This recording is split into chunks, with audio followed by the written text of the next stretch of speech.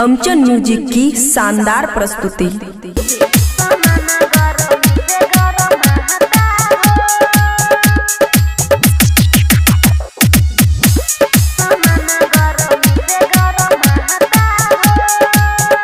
खुशी recording studio बलुआहा। छोरी के आजा कलकत्ता सामान गरमी से गरमाता हो। छोरी के आजा कलकत्ता सामान गरमी से गरमाता हो। दुनू ओर पिया पर पराता गरमी से हो सामान गरमाता। छोरी के आजा कलकत्ता सामान गरमी से गरमाता हो। छोरी के आजा कलकत्ता सामान गरमी से गरमाता हो।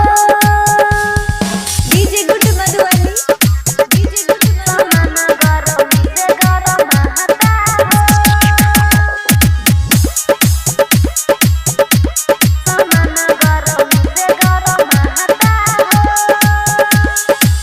घर में रहिता त पंखा ले आइता कोरा में सूता के हवा खियाइता। घर में रहिता त पंखा ले आइता कोरा में सूता के हवा खियाइता। घम से लाली धोआता सामान गरमी से गरमाता हो।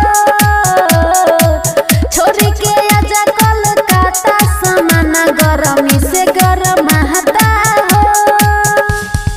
डीजे गुड मधुबनी सामान गरमी से गरमाता हो।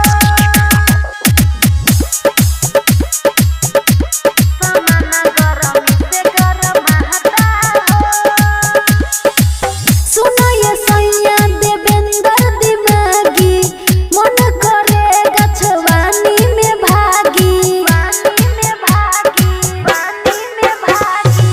सुनो ये सैया देवेंद्र दिमागी मन करे गछवानी में भागी।